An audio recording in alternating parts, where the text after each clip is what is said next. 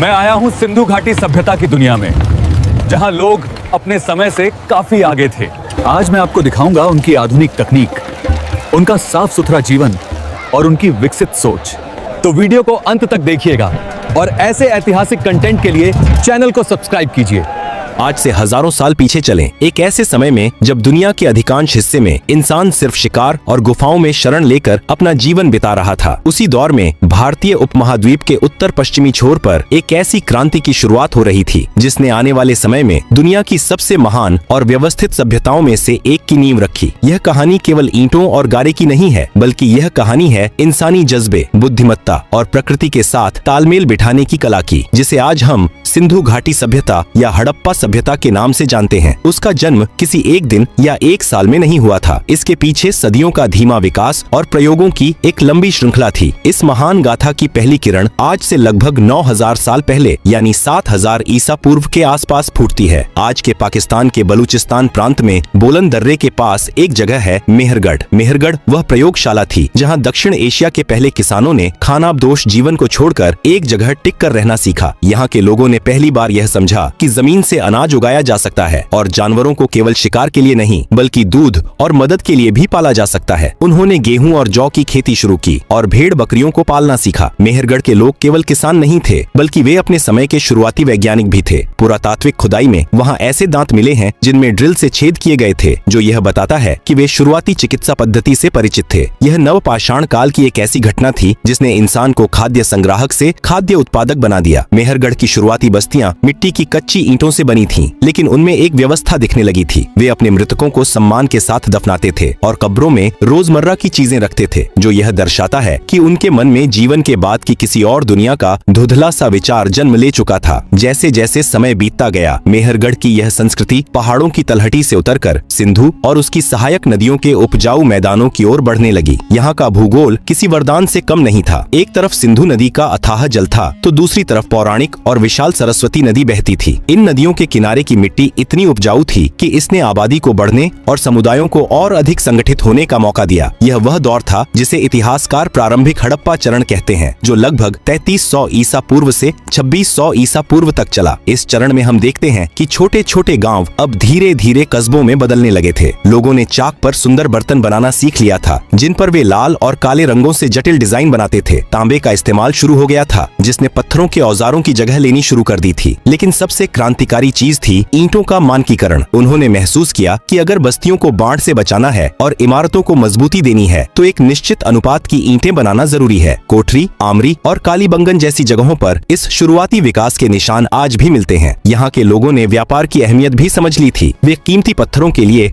अफगानिस्तान तक का सफर करते थे। लेकिन इस गौरवशाली इतिहास को दुनिया के सामने आने में हजारों साल लग गए। 19वीं सदी के ब्रिटिश भारत में जब रेल की पटरियां बिछाई जा रही थीं, तो इंजीनियरों को जमीन के नीचे दबी हजारों पकी हुई ईंटें मिली। उस समय किसी को अंदाजा नहीं था कि वे दुनिया की सबसे प्राचीन शहरी विरासत के ऊपर खड़े हैं। चार्ल्स मेसन जैसे खोजियों ने पहले इन टीलों को देखा था, लेकिन असली धमाका 20वीं सदी की शुरुआत में हुआ। 1921 में दयाराम साहनी ने हड़प्पा और 1922 में राखालदास बनर्जी ने मोहनजोदड़ो की खुदाई शुरू की, जिसने इतिहास की किताबों को हमेशा के लिए बदल दिया। अचानक भारत का इतिहास सिकंदर के आक्रमण से पीछे जाकर सब्सक्राइब करें भाई, सीधे ईसा से 3000 साल पहले पहुंच गया। प्रारंभिक हड़प्पा के इन 700 सालों ने वह आधार तैयार किया जिस पर भविष्य के महानगर खड़े होने वाले थे। सुरक्षा के लिए बस्तियों के चारों ओर दीवारें बनाना, अनाज को सुरक्षित रखने के लिए कोठार बनाना और व्यापार के लिए रास्तों का जाल बिछाना, यह सब इसी शुरुआती दौर की देन थी। ये लोग प्रकृति को अपना शत्रु नहीं बल्कि मित्र मानते थे और शायद यही कारण था कि उन्होंने जल प्रबंधन की ऐसी कला सीखी जो आज के आधुनिक युग के लिए भी एक मिसाल है। जब हम हड़प्पा सभ्यता के परिपक्व चरण की बात करते हैं,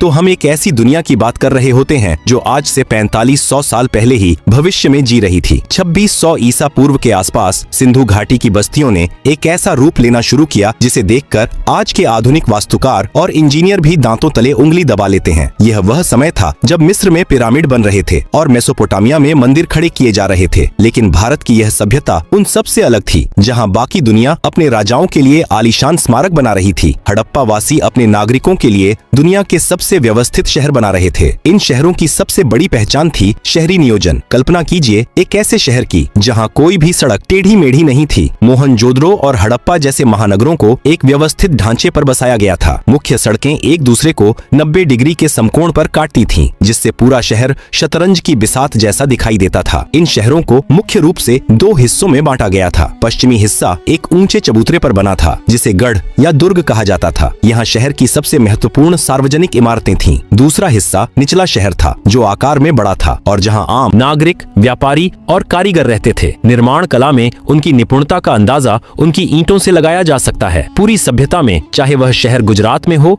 या पंजाब में, ईंटों का आकार और अनुपात बिल्कुल एक जैसा था। आज के समय में भी इतनी व्यापक एकरूपता लाना कठिन है। मोहनजोदड़ो में स्थित विशाल स्नानागार प्राचीन इंजीनियरिंग का एक चमत्कार है। यह केवल एक बड़ा जलाशय नहीं था, बल्कि इसे जलरोधी बनाने के लिए ईंटों के ऊपर प्राकृतिक राल की परत चढ़ाई गई थी, ताकि पानी का रिसाव न हो। इसके पास ही कपड़े बदलने के कमरे और गंदे पानी को निकालने के लिए एक निकास द्वार भी था। यह शायद किसी धार्मिक अनुष्ठान या सामूहिक स्नान के लिए इस्तेमाल होता था। दुर्ग के क्षेत्र में एक और विशाल इमारत मिली है, जिसे अन्नागार कहा जाता है। यही अनाज रखने का एक विशाल गोदाम था। इसके फर्श के नीचे हवा के आने जाने के लिए गलियारे बने थे, ताकि नमी अनाज को खराब न कर सके। यह उस समय की उन्नत खाद्य सुरक्षा व्यवस्था का प्रमाण है। लेकिन इन शहरों का असली अदृश्य चमत्कार जमीन के ऊपर नहीं, बल्कि जमीन के नीचे छिपा था। हड़प्पा वासियों ने दुनिया की पहली और सबसे उन्नत जल निकासी प्रणाली विकसित की थी। हर घर की एक नाली गली की मुख्य नाली से जुड़ी होती थी। ये नालियां पकी हुई ईंटों से बनी थीं और ऊपर से ढकी हुई थीं। सफाई के लिए जगह जगह ढक्कनदार मोरियाओं बनाई गई थीं। आज के कई आधुनिक शहरों में मानसून के दौरान जो जल जमाव की समस्या हम देखते हैं, वह 4500 साल पहले हड़प्पा में नहीं थी। यह स्वच्छता और स्वास्थ्य के प्रति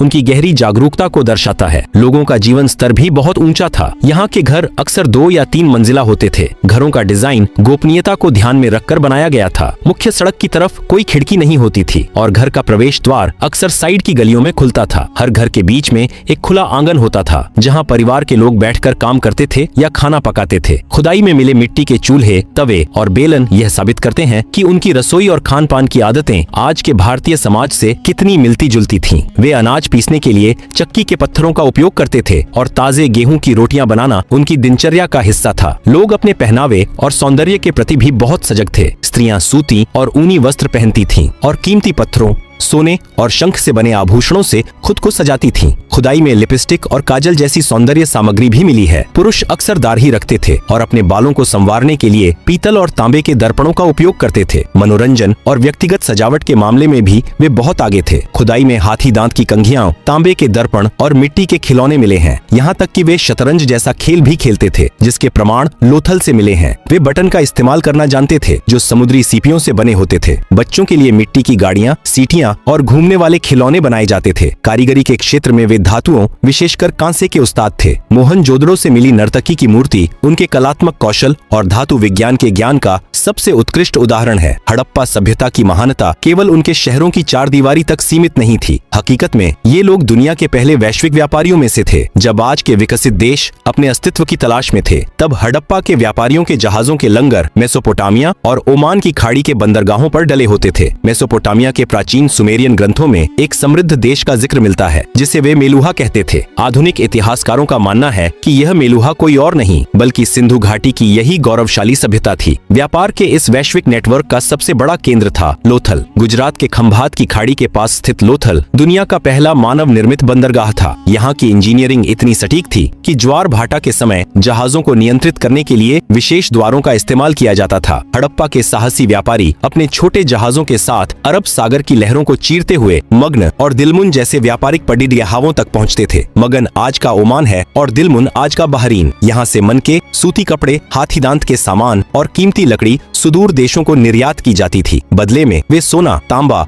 और कीमती पत्थर मंगाते थे। चन्हुदड़ो और लोथल जैसे शहर उस समय के औद्योगिक केंद्र थे, जहाँ मनके बनाने की बड़ी फैक्ट्रियां थीं। कीमती लाल पत्थर के सुंदर मनके उस समय पूरी दुनिया में प्रतिष्ठा का प्रतीक माने जाते थे। इस विशाल व्यापारिक साम्राज्य की सफलता के पीछे एक और बड़ा कारण था मानकीकरण। उन्होंने नापतोल की एक ऐसी सटीक प्रणाली विकसित की थी जो पूरी सभ्यता में एक समान थी। खुदाई में पत्थरों से बने बाट मिले हैं जो अक्सर घनाकार होते थे। ये बाट 1, 2, 4, 8, 16 के अनुपात में थे। उनका 16 का अंक भारतीय नाप प्रणाली में सदियों तक जीवित रहा। यह ईमानदारी और व्यापारिक विश्वास का वह पैमाना था जिसने मेलुहा के व्यापारियों को अंतर्राष्ट्रीय बाजार में एक विशेष पहचान दिलाई थी। लेकिन इस सभ्यता का सबसे बड़ा आकर्षण और सबसे बड़ी अनसुलझी पहेली है उनकी लिपि। हड़प्पा की खुदाई में अब तक हजारों ऐसी मोहरें मिली हैं जिन पर कुछ लिखा हुआ है। यह लिपि चित्रात्मक है जिसमें सैकड़ों अलग अलग चिन्ह या संकेत हैं। विद्वानों का मानना है कि इसे दाईं से बाईं ओर लिखा जाता था। लेकिन अफसोस की बात यह है कि आज तक दुनिया का कोई भी विशेषज्ञ इस लिपि को पढ़ नहीं सका है। जिस दिन यह लिपि पढ़ ली जाएगी उस दिन भारतीय इतिहास के ऐसे हजारों राज खुलेंगे जो आज भी मिट्टी के नीचे दबे हैं। इन मोहरों पर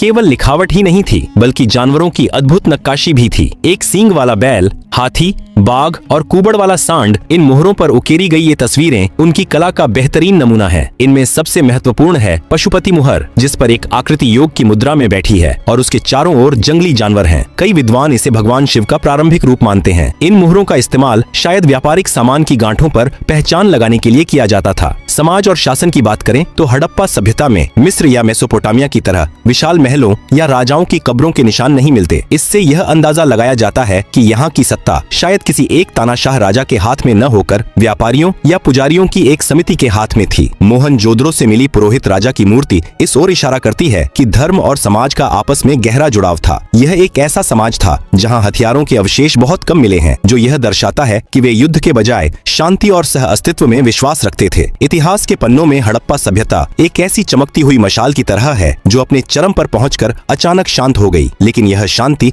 किसी एक दिन में नहीं आई थी। लगभग 1900 ईसा पूर्व के आसपास सिंधु घाटी के इन भव्य महानगरों में बदलाव के ऐसे संकेत दिखने लगे जिन्हें देखकर लगता है कि समय का पहिया अब उल्टा घूमने लगा था। मोहनजोदड़ो और हड़प्पा जैसे शहरों की वह सख्त व्यवस्था, वह शतरंज जैसा ढांचा और वह स्वच्छता, सब कुछ धीरे धीरे बिखरने लगा। आखिर लाखों लोगों का वह समृद्ध साम्राज्य अचानक कहाँ गायब हो गया? शुरुआती दौर में इतिहासकारों ने बाहरी आक्रमणों को इसका मुख्य कारण बताया था। कहा गया कि बाहर से आए योद्धाओं ने इन शांति प्रिय शहरों को तहस नहस कर दिया। इसके सबूत के तौर पर मोहनजोदड़ो में मिले कुछ कंकालों का हवाला दिया गया। लेकिन आधुनिक शोध और पुरातात्विक खुदाई ने इस सिद्धांत को पूरी तरह खारिज कर दिया है। कंकालों पर युद्ध के घाव नहीं मिले, बल्कि वे किसी महामारी या प्राकृतिक आपदा का शिकार लग रहे थे। राखी गढ़ी में मिले कंकालों के डीएनए परीक्षण से यह भी साबित हुआ है कि यहाँ के लोग स्थानीय थे और बाहर से किसी आक्रमण के कोई ठोस प्रमाण नहीं मिलते। आज के विद्वान मानते हैं कि हड़प्पा का अंत किसी तलवार से नहीं बल्कि प्रकृति के बदलते मिजाज से हुआ था। पतन की सबसे बड़ी वजह बनी जलवायु परिवर्तन। हड़प्पा सभ्यता का पूरा ढांचा नदियों पर टिका था। सिंधु और उस समय की विशाल सरस्वती नदी उनकी जीवन रेखा थी। 2000 ईसा पूर्व के आसपास मानसून के तरीके में भारी बदलाव आया। बारिश कम होने लगी और नदियां धीरे धीरे सूखने लगी। सरस्वती नदी, जिसके किनारे हड़प्पा की सबसे अधिक बस्तियां बसी थीं,